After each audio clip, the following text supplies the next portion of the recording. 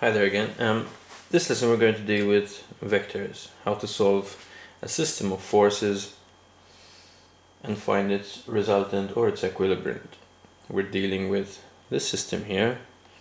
They're all coplanar and concurrent, which means the questions we're going to do are acting at the same point on the same plane. This is the space diagram, so each arrow represents a force in that direction. So the angles are to scale. The lengths are not. The space diagram is not the lengths. So we need a vector diagram, a polygon of forces, using this scale, 10 millimeters to 2 newtons, following these angles, follows the arrow.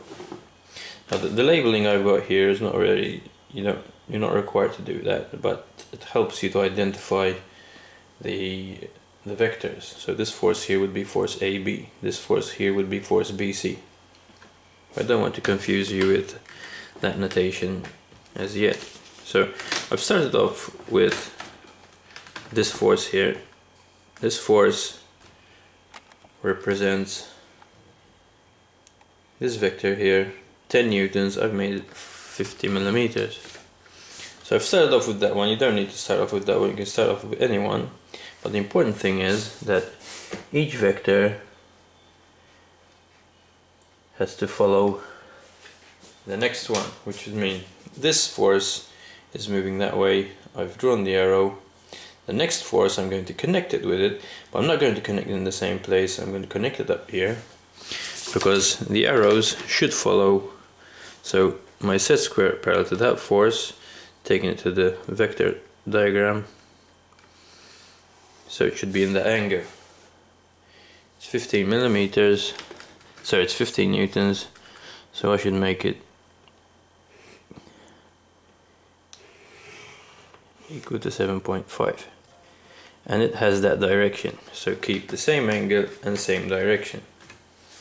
So this force is this vector, this force is this one. Now we need that one. It's going downwards at that angle, so parallel to it, connected from here, and 8 newtons, I need it to be 40 millimeters. So notice how the arrows should always follow each other, that way, that way, that way. I've got one now going down, 18 newtons, so it should be 90 millimeters long, downwards, 18 going downwards, going downwards. The last one's 20 newtons,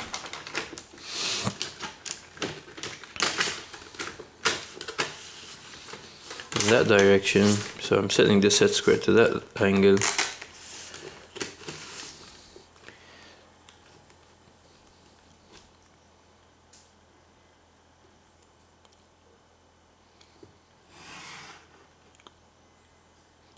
Newtons gives me that length. It's going downwards and that's going downwards. So realize that each vector is taken in its same angle and its same direction.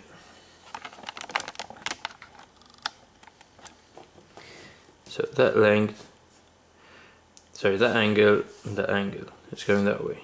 This angle is going that way because it's pushing that way. This force is that force.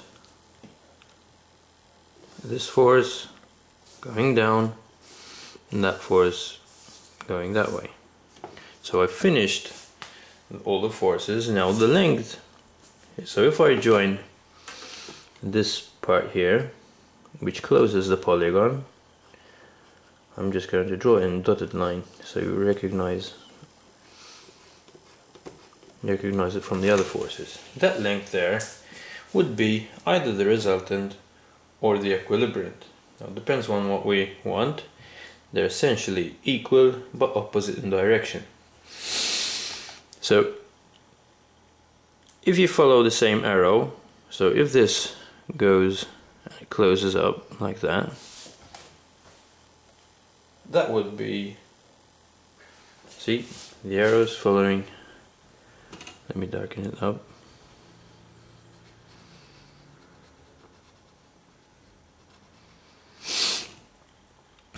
That would be the equilibrium. The one that's following is the equilibrium. If you do the arrow in the different direction, it would be the resultant. So let's keep it for the equilibrium. It closes the polygon. I'm connecting it to the same angle as the equilibrium. So the equilibrium will be that force there. And if we measure it up,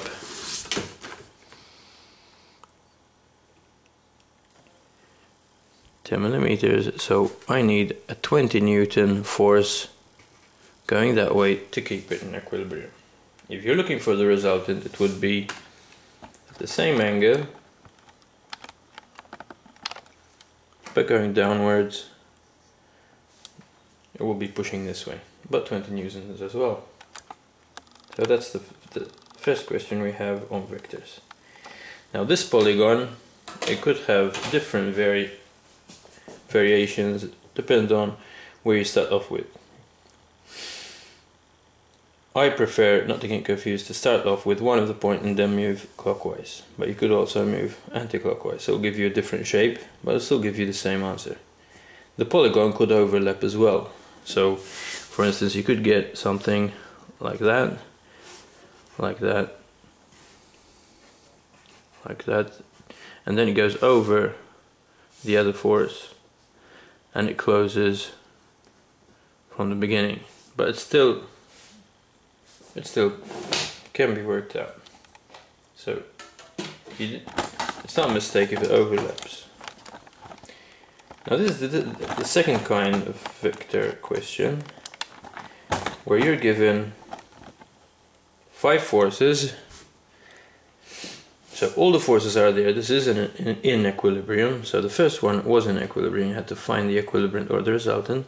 Now it is in equilibrium, but the 2 forces given here are only defined by their direction, not by their sense. It's not by the way they're pushing or pulling, and you don't know their magnitude. So here I'm going to use a scale of 10⁵. So 24 would be a vector. 24 would be a vector of 48 millimeters.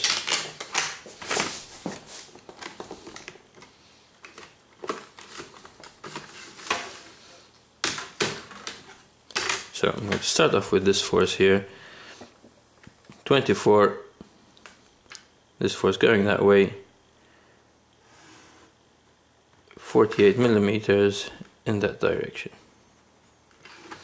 I've got 20 millimeters going down, so that's equivalent to a 40 millimeter line.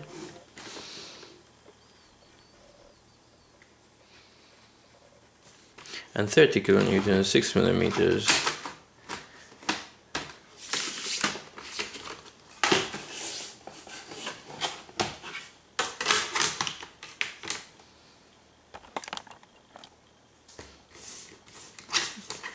At that angle, 30-degree angle, parallel to it. So far it's very similar to the first one, but we don't have to find a missing.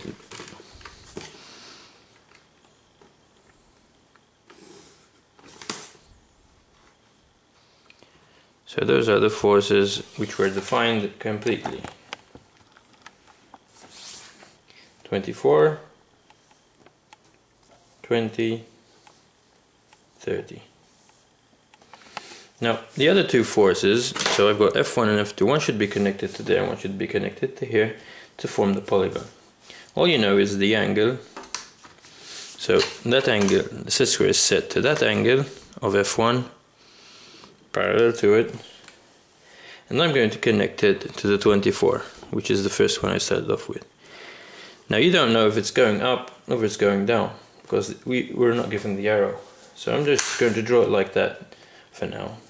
going to go to the other end, and to the 30 kilonewton force, which is this force here, I'm then going to connect F2.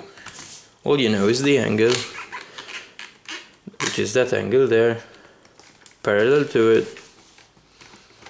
I connect it here. Now since it's in equilibrium, now I'm drawing it like this because I don't know if it's going up or if it's going down.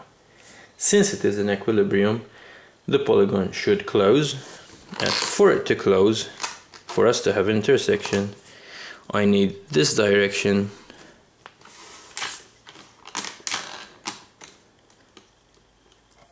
and that direction.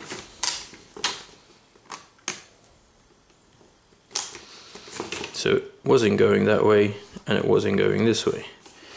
Follow the arrows, so that's going that way and that's going that way, to include the sense in your diagram. So this is going upwards, so that is going outwards, this is going that way, and that is going that way.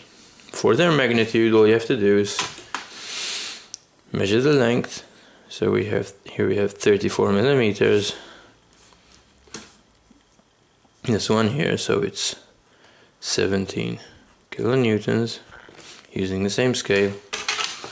And here I have 54 kilonewtons, 54 millimeters, which would be 27 kilonewtons. Right. So those are the two methods of coplanar and concurrent questions you could have. Thanks. And again, please comment or ask on this video on this topic. Bye bye.